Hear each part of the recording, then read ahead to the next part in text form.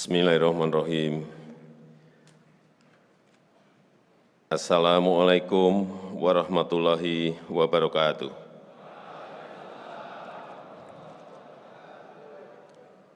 Asyhadu an la ilaha illallah wahdahu la syarikalah wa asyhadu anna Muhammadan abduhu wa rasuluh allati la nabiyya ba'dah amma ba'du.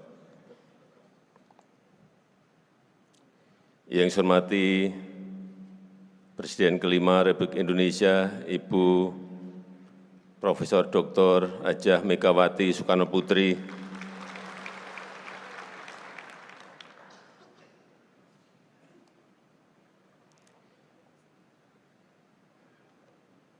yang saya hormati Ketua Umum PP Muhammadiyah, Bapak Profesor Dr. Haidar Nasir, beserta seluruh jajaran pengurus PP Muhammadiyah, yang saya hormati para Menteri Kabinet Indonesia Maju yang tidak bisa saya sebut satu persatu, Panglima TNI, Kapolri, beserta seluruh Kepala Staf yang hadir, yang saya hormati Gubernur Provinsi Kalimantan Timur, beserta Wakil Gubernur dan Wali Kota Balikpapan, serta juga hadir Gubernur Jawa Tengah,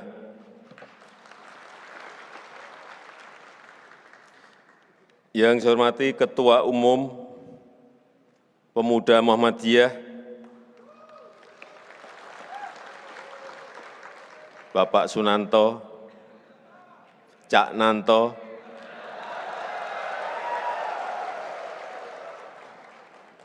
saya baru tahu Cak Nanto ternyata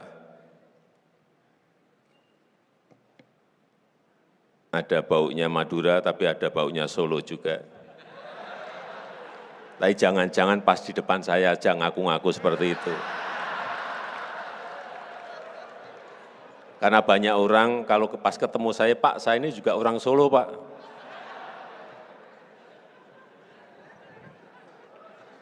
Nanti coba akan saya cek ke beliau. Dari silsilah yang mana, dari terah yang mana.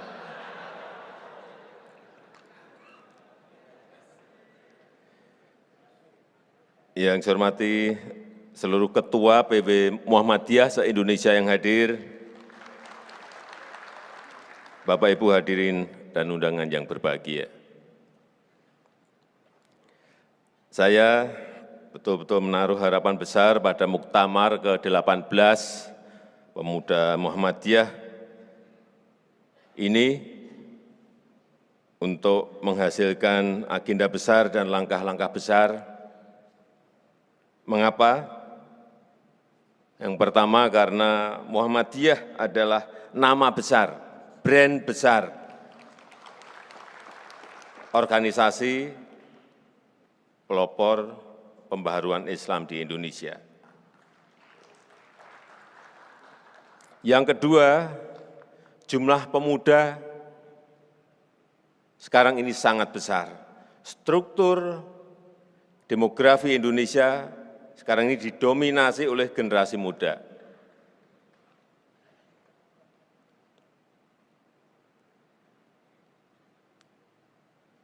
Tahun 2023 jumlah penduduk kita sudah 280 juta. Pemudanya untuk usia 15 sampai 30 sudah di angka 66,3 juta. Oleh sebab itu, ke depan yang namanya pemuda ini sangat penting sekali bagi negara kita. Karena bonus demografi yang kita dapatkan jangan sampai menjadi beban, tetapi mestinya menjadi modal kita untuk melompat maju menjadi negara yang adil, makmur, dan berkemajuan. Indonesia maju.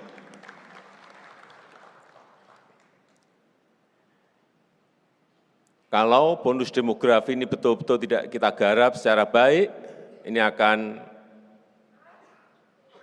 menjadi beban kita semua. Oleh sebab itu, pembangunan SDM menjadi sesuatu yang sangat penting dan kalau saya melihat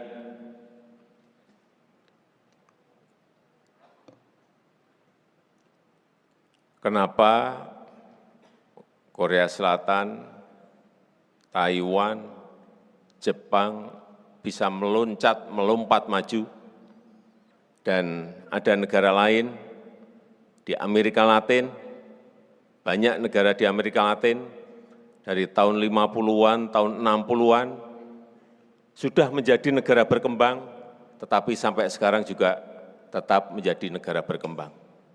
Saya lihat secara detail apa sebabnya. Ternyata mereka memiliki barang, memiliki produk yang dihasilkan oleh SDM mereka yang menyebabkan negara lain itu tergantung pada dia. Jadi dengan sumber daya alam yang banyak, negara-negara di Amerika Latin tetap terus menjadi negara berkembang. Kita tidak mau seperti itu. Kita sekarang negara berkembang, tapi keinginan untuk menjadi negara maju itu harus. Dengan cara apapun, harus. Kembali ke Taiwan dan Korea Selatan. Kenapa mereka bisa melompat menjadi negara maju? Karena memiliki produk yang sangat dibutuhkan oleh negara lain, oleh perusahaan-perusahaan besar di negara lain, baik Amerika maupun Eropa. Korea Selatan itu memiliki yang namanya digital komponen, yang semua negara, semua perusahaan itu membutuhkan itu. Taiwan itu memproduksi yang namanya chip, yang semua negara, semua perusahaan besar itu membutuhkan dan tergantung pada mereka. Oleh sebab itu, kita juga harus memiliki produk barang yang negara lain tergantung pada kita. Dan bahan-bahan mentahnya ada di Indonesia semuanya, yaitu yang sering saya sampaikan, EV baterai, baterai mobil listrik, yang nantinya ekosistem ini akan menjadi ekosistem besar, menjadi produsen mobil listrik. Karena kita nikel punya, nikel kita memiliki, tembaga kita memiliki, timah kita memiliki, boksit kita memiliki, semua komponen yang dibutuhkan mobil listrik itu ada semuanya di Indonesia. Hanya yang dibutuhkan adalah mengintegrasikan bagaimana nikel yang ada di Sulawesi, tembaga yang ada di Sumbawa dan ada di Papua, timah yang ada di Bangka Belitung, boksit yang ada di Kalimantan Barat dan di Kepulauan Riau, semuanya bisa diintegrasikan menjadi barang yang namanya EV baterai, dan ekosistem yang lebih besar lagi menjadi mobil listrik yang ke depan itu semua negara akan membutuhkan. Dan apa? Nilai tambah yang kita akan dapat itu bisa berlipat-lipat. Jangan sampai kita sudah berpuluh-puluh tahun, bahkan beratus tahun sejak VOC, yang kita ekspor itu selalu bahan mentah, selalu raw material, sehingga nilai tambahnya kita tidak punya. Saya berikan contoh satu saja, nikel, yang sudah kita stop tahun 2020, stop. Sebelumnya kita ekspor nikel itu setahun hanya bernilai 17 triliun. 17 triliun. Begitu kita buat yang komponen-komponen untuk katot, untuk prekursor, untuk besi baja, 2022 ekspor kita sudah 450 triliun. Dari 17 triliun menjadi 450 triliun. Tapi ada yang menyampaikan pada saya, Pak, tapi kan yang dapat perusahaan-perusahaan besar. Dan yang dapat juga ada yang dari perusahaan-perusahaan asing. Ingat ya, negara ini tidak bisa memproduksi dalam artian ikut bergerak untuk mengurusi itu secara langsung. Meskipun kita memiliki BUMN ya, tetapi swasta pun itu juga menjadi aset kita. Kalau mereka memproduksi itu artinya apa? Dari 17 triliun menjadi 450 triliun itu, negara akan mendapatkan berlipat-lipat dari pajak perusahaan, dari pajak karyawan, dari royalti, dari penerimaan negara bukan pajak PNBP, dari biaya ekspor,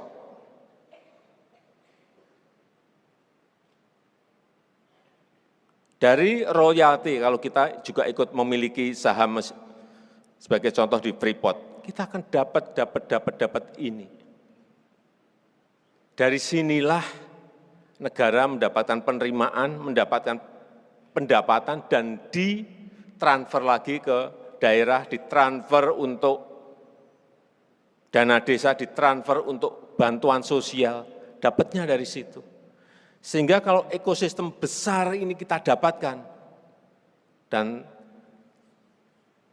sudah bertelur mereka, telurnya tinggal kita minta, kita ambil. Inilah konsep besarnya seperti itu. Jangan sampai ada yang berpendapat, Pak, yang dapatkan perusahaan besar. Bukan. Kita pun, negara pun juga mendapatkan itu. Dari tadi yang saya sampaikan, pajak, penerimaan negara bukan pajak, dan dari biaya ekspor. Saya berikan contoh, boksit.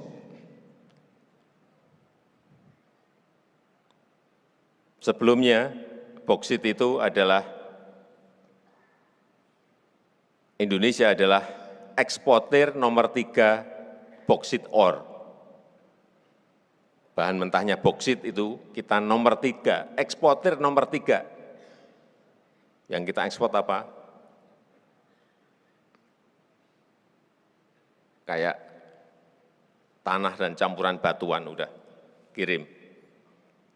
Nomor 3 di dunia. Kita nomor 31 eksportir panel surya. Padahal bahannya ada di sini semuanya, tapi kita eksportir nomor 31. RRT, China, itu eksportir nomor 18 boksit ore. Nomor 18. Tapi dia eksportir nomor 1 panel surya. Artinya barang kita ini banyak, 90% boksit itu kita ekspor ke RRT. Dan dia sekarang menjadi eksportir nomor 1 di dunia. Mau kita terus-teruskan? Mau kita terus-teruskan? Oleh sebab itu, setelah nikel kita stop tahun 2020, boksit kita stop nanti pertengahan tahun ini stop.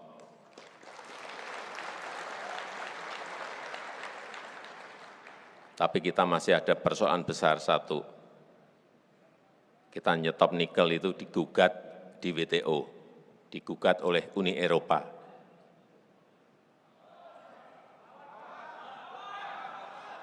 Jawabannya itu,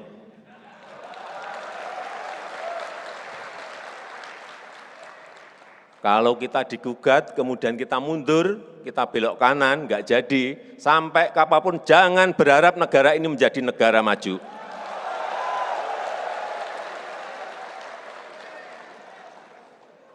Gugat, kita sewa lawyer yang baik, tetapi kalah. Tahun kemarin kita kalah, digugat, oleh Uni Eropa, kita kalah.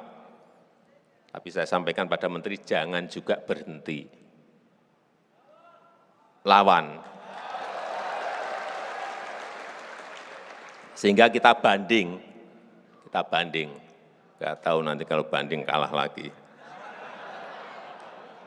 Tapi kalau kita belok, sekali lagi, jangan harap negara ini menjadi negara maju. Ini boksit. Boksit nanti bulan Juni kita stop boksit. Nanti digugat lagi, kita pasti ada yang gugat lagi.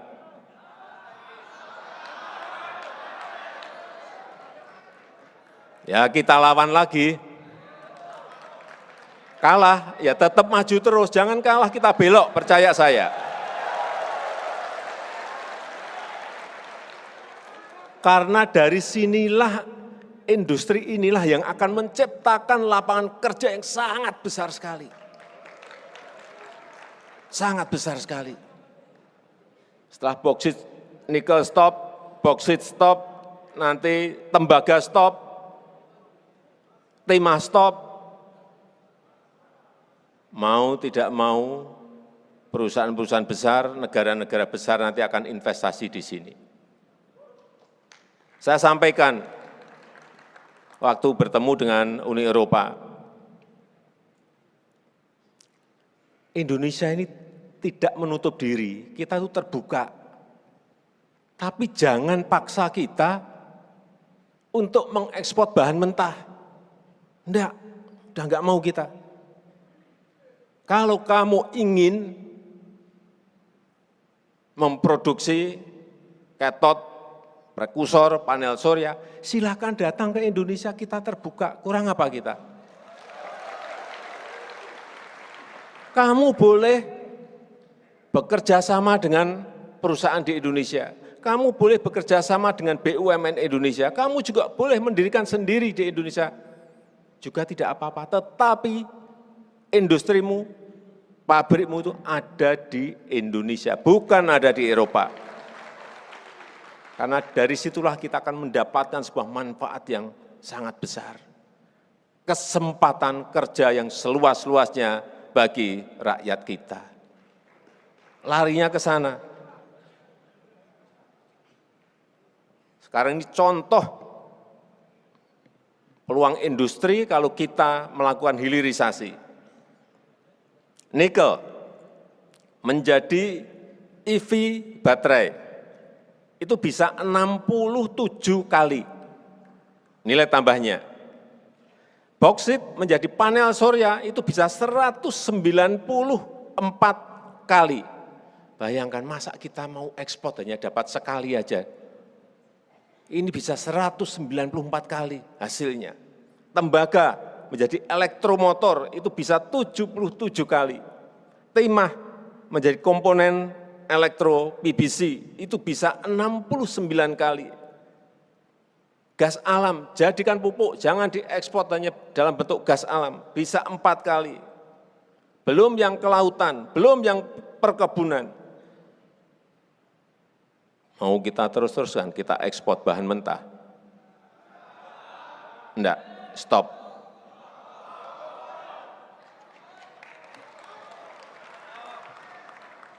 Stop. Ini nanti yang akan rakyat mendapatkan kesempatan kerja. Yang kedua, yang berkaitan dengan IKN Nusantara. Saya cerita sedikit. Indonesia ini negara besar. Negara besar. Jadi kalau Amerika memiliki New York dan Washington DC, Australia memiliki Melbourne dan Sydney, kenapa Indonesia tidak memiliki Jakarta dan memiliki Nusantara? Tetapi alasan pokoknya adalah pemerataan. Bapak Ibu bisa bayangkan, negara kita ini memiliki 17.000 pulau. Tetapi satu pulau yang namanya Pulau Jawa itu memiliki PDB ekonomi 58%. Ada di Jawa. Terus yang 16.999 pulau itu diberi bagian berapa persen? Semuanya ada di Jawa. 58%. Dan 56% penduduk Indonesia itu ada di Jawa. Betapa sangat padatnya Pulau Jawa. Sehingga memerlukan yang namanya pemerataan, pembangunan. Tidak Jawa sentris, tapi Indonesia sentris.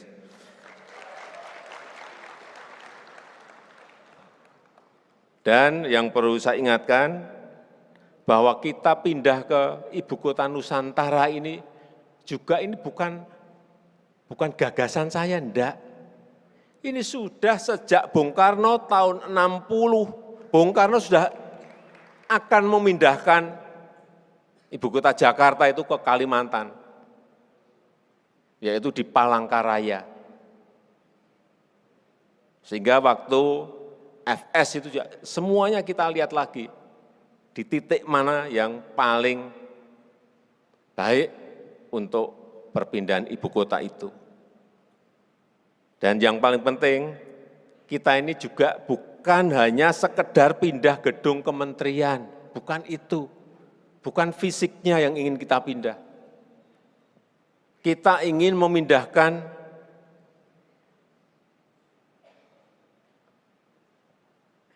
budaya kerja baru, ingin memindahkan pola pikir yang baru di ibu kota ini, karena sistemnya sejak awal kita bangun, SDM-nya sejak awal kita siapkan. Sehingga kita harapkan nanti ibu kota baru ini betul-betul sebuah ibu kota yang negara lain tidak memiliki. Negara lain tidak memiliki.